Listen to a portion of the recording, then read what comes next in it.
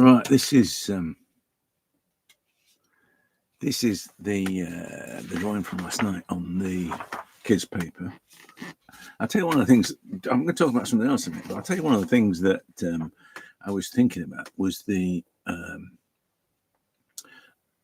which is quite a big difference. I mean, this was yesterday morning's lesson, so the management of the tonal subtleties is different because this is because of the way that this is cartridge paper. It's just a standard sketchbook. It's not a although it's a bought one. It's quite an expensive one, but it's the lines that you make on it aren't particularly defined. You can see on that as I'm putting the lines. In a way, it works better because as you're making the marks on the hair, it's almost like it's carving into the previous charcoals there. So you get the effect and definition of hair because the marks are clearly visible. The lines are clearly visible. Everything there are lines in there that are clearly visible. It's not so much with this. It's a bit like when you work in oils and you can see as it settles, you can see the edges sort of bleed into it. You're not really in control of that. They bleed into each other. They amalgamate. It's not a thing that you necessarily engineer. It's just that the colours start to amalgamate. It's tiny on the edges of that highlight on her chin. Just that I couldn't have blended that so finely. It's just that when they're left alone, the oils amalgamate just ever so slightly. So, and I think that's what happens with the charcoal. Same piece of charcoal, by the way. This and that same piece of charcoal on different paper, and that's what I noticed this morning. Anyway, that's completely different to. It's a bit nerdy. I mean, I do. On one hand, for me, it's a very psychological thing. It's emotional and quite deep. The process of doing this, but on the other hand, I'm quite practical as well. So I'm two different people. 1 minute I'm looking at it in a practical way, and the next thing I'm thinking about the higher intentions of doing this, and that's all of this. You see, the problem with that, and I probably illustrated the issue, is that all of us that do these sort of things, these online videos, these demonstrations plus thing, because there are a lot of us who just want to talk about what we do because it's what we do. You know what I mean? It's not a case of I want to show everybody how to do it. It's a case you want to show everybody why you do it. So there are people like me that just want to say this is the thinking behind this, and the problem with that is that we make these assumptions. We make these assumptions that you understand where we're coming from and that you know where we're coming from, and it gets a bit confused. I've just seen one now where this guy was talking about drawing and this thing will change your life, and he was talking about character design at the end of it. I find out that and it's completely not what I'm interested in, and I would imagine most people that want to draw portraits would also not be interested in. But it wasn't until the end that it became clear. I should have looked at his channel and saw that he was a character designer person, and everything was drawn from memory or from his imagination. And that one thing is a skill that I have completely massive respect for, because I have never been able to draw from memory. I have never been able to make things. Well, I tell a lie, right? I'll tell a lie, because if I show you these caricatures, right? If I show you these caricatures in this, if I can find it. And this is when back in the day, when I did I showed you the pack designs of the day, and those characters on it, which I can't find now. Funnily enough, I need to find this so I can prove a point. There we go. So I made all of that up. apart from the fact that's Robin Day, and back in the day, he was a famous TV presenter in the UK.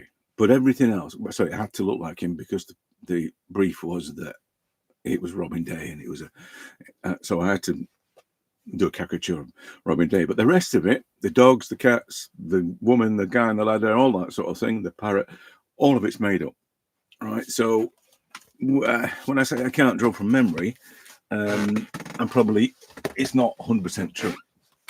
But if I had to draw figures from memory, I would probably slip into stylized man and do the cartoon caricature, character design. I would probably slip into that. But having said that, I prefer the naive, undrawn versions of that kind of thing rather than the badly drawn kids TV program things of the 70s and 80s. Badly drawn characters. But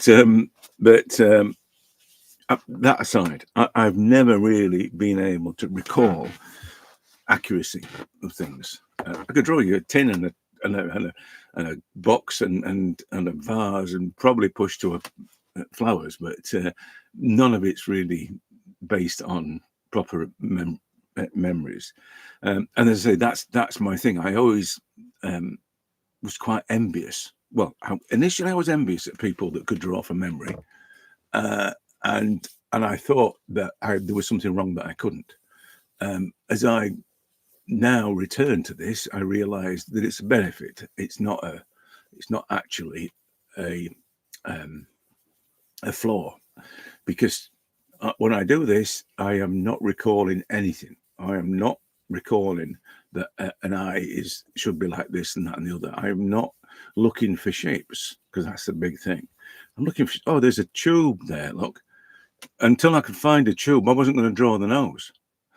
I'm being ironic, but that's what I'm saying. So it's a bit like, oh, you need to draw these cubes and tubes and spheres and whatever else in order to be able to draw this face. It's that, and if I can't find a tube or a sphere, then I'm not going to be able to draw it. Yes, you are. And that, as I said, is the problem, that I see a lot of people who, first of all, don't identify exactly what it is that they're trying to convince us of, and it's going to change everything you know about drawing. It is if you're a character designer, but not if you're wanting to be, a realist, somebody that draws from life or from images. And then basically goes into some kind of science, and it's just irrelevant, and that again is another thing that we all do. I do that. Oh, well, surely it's obvious. It's, you should understand this, and that's a flaw. That's not good. It's not, it's not something that we should be doing. Each of us approaches in a different way, and I think that one of the things that, if anything, I want to share is exactly that it is your own particular journey that you're on, and the way that you approach this is the way you approach this. I'm a consequence of my history, if you like, and then the triggers that made me return to my history, i.e. the cancer, but that's completely different to somebody else's motivation. My motivation is simply a case of, this is something I love doing, and if it's meant to be something, then it's going to have to be something. Otherwise, I'm going to be in the ground, and it'll be it's going to be a wasted thing, something that could have been a significant impact, if you like. Because that's, I have this thing anyway. You've got to make a mark in the world, and I don't want to pass away and have not made a mark. No matter if nobody's seen that mark that I've made, I don't care. I just want to make a mark, and that was triggered by primarily by the cancer. But that aside, as I said, that's my particular route to this. It's not everybody else's route to this. So the motivations would not necessarily be so powerful. They'll be there, but there wouldn't be, oh, you know, you've got to do this before you die, sort of thing. That's quite an excessive attitude to have. And again, is one of those things where, you know, I make the assumption that people have the same imperative. That it's got to be done. It's got to be done. It's got to be done. It's got to be right. It's got to be the best. It's got to be whatever. You know, it's got to be have clarity and done in a way that manifests your true self and all that. That's all a bit intense. For a lot of people, that's just not what it's about. For a lot of people, it's just the pleasure in doing it, and I, you know, I get that, because this for me is also about the pleasure of doing it. So I don't have any problems with that. I mean, I want to make a mark, but at the same time, I just want to have fun. I want to have joy in my life, and this is what brings me joy. So again, there are similarities between my motives and other people's motives, and I encourage the joy thing for anybody to do it, whether you're making caricatures or drawing from life and trying to, you know, respond to the world. I think the fun aspect of it is the critical part of it. Great things come from joy. Nothing comes from struggle. You know, bad things come. Well, it's not bad things, but nothing of worth comes from struggle. And that's probably a point for discussion. But it's my experience that that's the case. But as I said, the thing about it is this recollection of knowledge, recollection of information, in order to assist in the drawing process. I think that there's all kinds of issues, all kinds of things that are wrong with that. First of all, there's the recollection of something, or the habit of recalling is it's not ring fenced. It's not like gated by, oh, it's only these things that I will recall. You recall everything. You recall how things are treated by other artists, how things are drawn by other artists. You recall their endeavors in relation to your endeavor, which results in comparisons. So it's very difficult to keep, that's the sort of thing I don't want to recall, but I do want to recall this. And then there's the other aspect of I've drawn boxes and squares and I understand what triangles are, or whatever else other geometrical shape you can apply to a face. I understand those forms, so therefore I will look for those forms in the face. And I've seen these videos where people look for forms in the face, identify shapes within the face, and then draw the shapes. Well, recalling the shape in order to apply it and draw it is not the same as drawing what you see. So drawing what you see is completely different to knowing what you're drawing, if you know what I mean.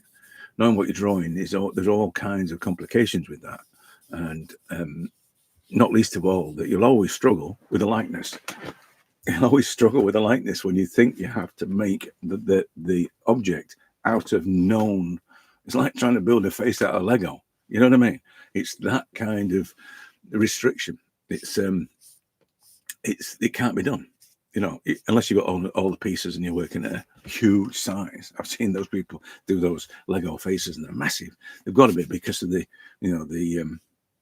if you consider Legos as blocks as pixels, then you could actually create a face. And but as I said, it's the idea that you can manufacture a face from known shapes. In terms of drawing, I mean, I say you can do it from all kinds of other places, but to do it from in terms of drawing, then it's too restrictive. It's too, these are the shapes that when I talk about shapes, that's the shape there. It's whatever that shape is. It's not a circle or a tube or a whatever. It's just that shape there. That's all I'm doing. But it's a shape that I see, and it's a shape that I'm trying to represent, and that's it. It's not a known shape. It's not a shape that I can give a name to. That's the other thing. The habit of naming things is another problem for me. Is that when people start to draw parts of the face. I'm drawing the nose, they'll say, and all of a sudden the brain kicks in with this, and I'm applying pseudoscience here, which is what I've just criticised somebody doing. But essentially, what happens is that, and I know this firsthand, and this is the thing about me not knowing what things look like. The brain kicks in, and the only way I've seen this happen. I've seen this happen with students, that as soon as they get to certain known aspects of the face, they don't look as much. They don't look as, and some of them, they're not always people that I've taught. They're people that have done courses, and some of them have already done the mechanics or the construction of nose type things. And you'll see lots of videos and hear about doing that. So they recall that information because that's in the brain. A nose is this, it's a triangle, it's this, that, and the other. And I saw this guy, they're doing it yesterday. Typically, everything lines up like this, and everything does this. And this is the problem you've got, and all that, and eyes always do this.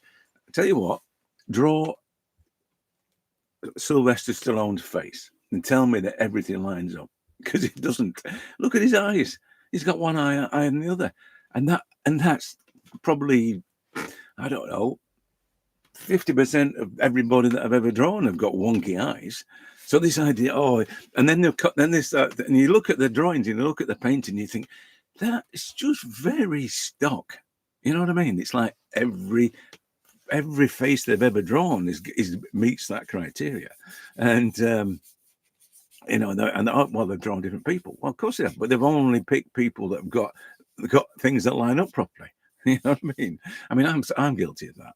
You know, I'm guilty of choosing subjects. Somebody said to me, "Oh, your subjects are very beautiful," and I think I've got that problem, that I'll only pick people, and I've done it deliberately in the lessons sometimes, where we pick people with irregular shaped faces, shall we say.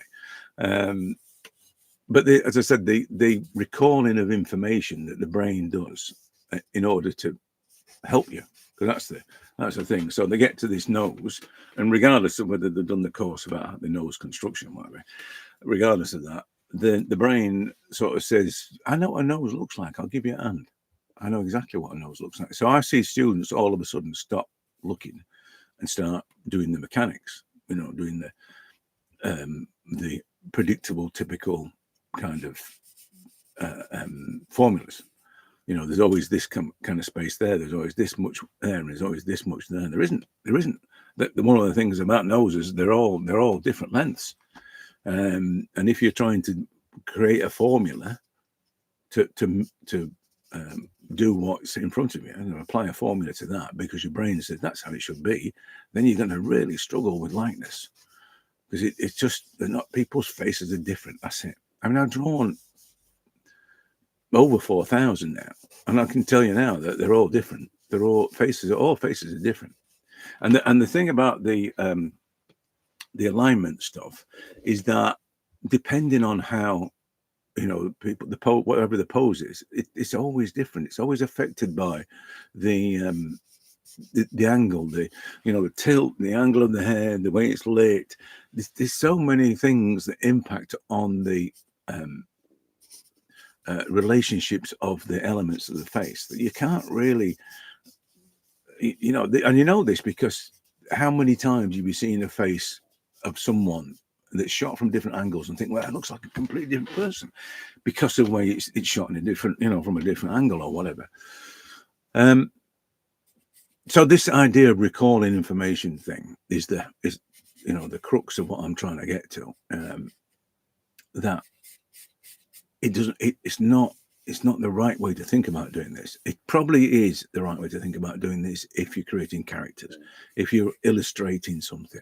You need to be able to do that. And that's where I think I fell down. That's why I didn't really get that much work, because I didn't have a notable style of, some people have character drawing skills, and illustrators that have, the children's book type of things, they have these characters that they create, and they can apply those characters to various scenarios. And someone asks you to draw your particular character, the style of character that you create in a shopping mall or something, you can do it.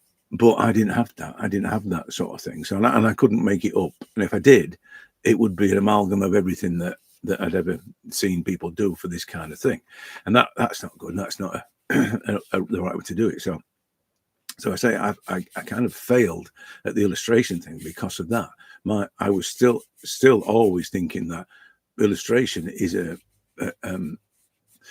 technical exercise. This is why technical illustration worked for me, because somebody says, I want to cut open up a gearbox. A gearbox is a gearbox. It's like you go and find that information, and you can draw that information. It's not made up. It's a gearbox. You know what I mean?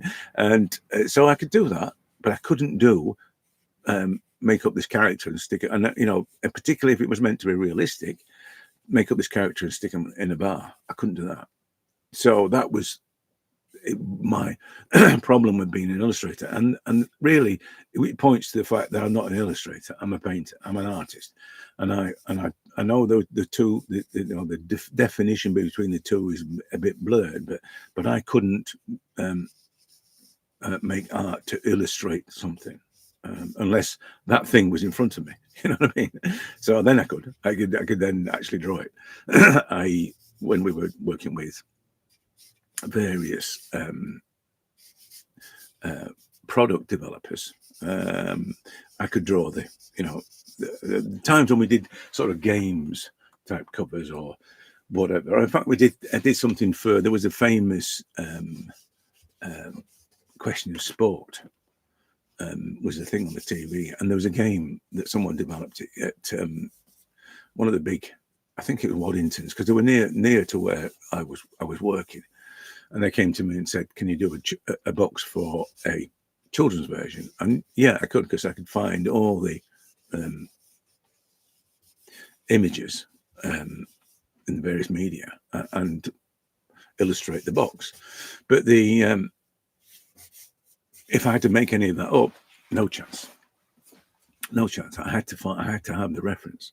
But like I say, that's because that's why I think I'm an artist that wants to respond to the world, as opposed to being an illustrator who wants to show the world what it already looks like. It's back to this thing about the difference, illustrators want to show the world what they see, and artists want to show the world what they feel, and I think that's probably, or what they feel about what they see. So that's the reason for why until now I've not really thought about this deficit, if you like, this inability to draw from memory as a thing. As I said, I've thought about it as being it was a negative thing for an illustrator to be able to do that, and I've always thought that, and people have said to me, can you draw from memory and all this, and in the past I would have been quite upset that I couldn't do that, because it felt like that they said that that's what you must be able to do. And but as I say, as I've come to terms with things now and understand things better, I know that it's not a flaw. It's something. It's just how I am, and it works in my favor. Because this is the other reason people say, "I already get the likeness so quickly." It's because I'm looking at the thing and not trying to analyze whether or not it's got circles or spheres or tubes or boxes. I'm actually looking at the thing, and that's what I'm drawing. So that's how I get the likeness so quickly. It's not magic. It's just that I'm not able to do what other people think they need to do, which is apply shapes and geometry to a face or to a subject, in the belief that would make it easy to draw. It's completely opposite. Anyway, as I said, this is back on the kids' paper again. She looks a bit like Helen Mirren.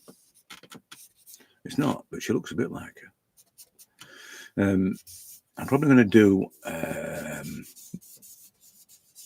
a few of these today, but I'm going to do them more as well. And whether I do it on this or not, I'm not sure, because it's a funny paper, to work on it, because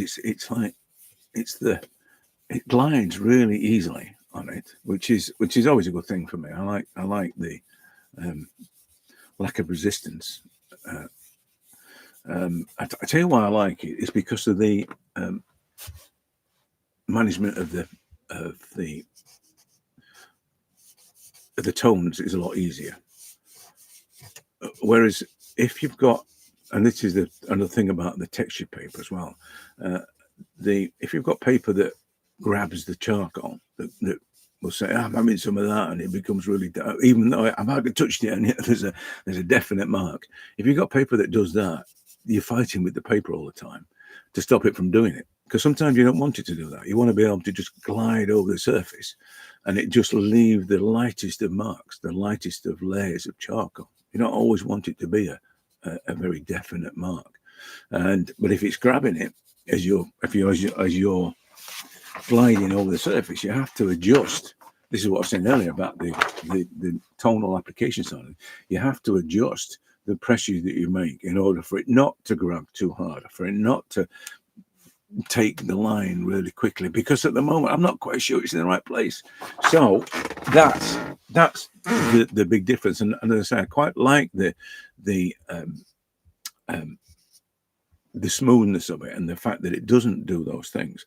But it takes a different, as I said, I have to adjust the way that I draw in order to compensate for that. So what it means is that I am in control. It's not unlike graphite in that respect. So I'm in control of the tonal manipulation side of things, but I also have to work a little bit harder. So there's fors and against, I suppose. There's fors and against with both kinds of paper. I think the thing you need to do is to be able to adjust and recognize what's happening and be able to adjust accordingly. But as I said, I might do more on this today on this paper, but I'm going to think about some better or find some better subjects. I think this is probably not there's not a good reference. Right.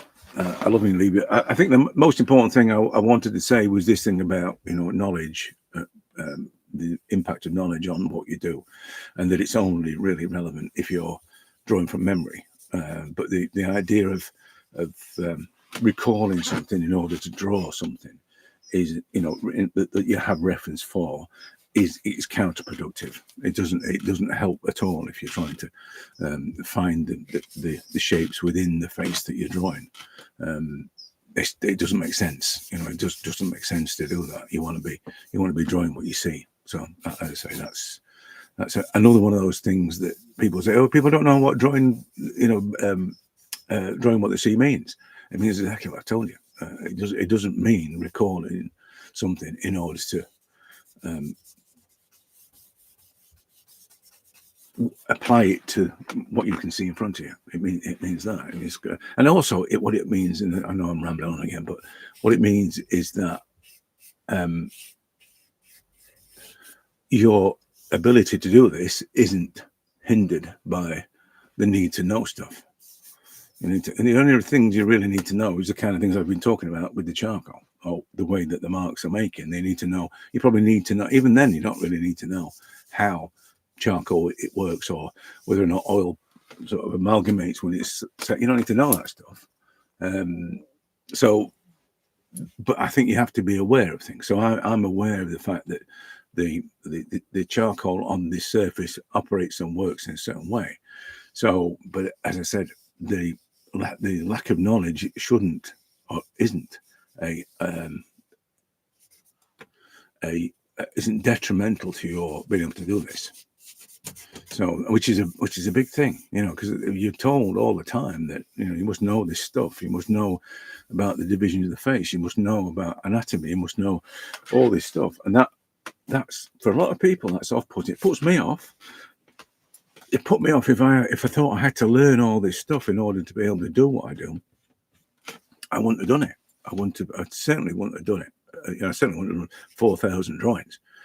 But but as soon as I realized that I didn't need to know it, everything changed. Everything changed. So I was set free, if you like, that suddenly realizing that what I know is irrelevant. Anyway, I say I'll leave it to that before I start rambling too much, and I'll probably catch you later.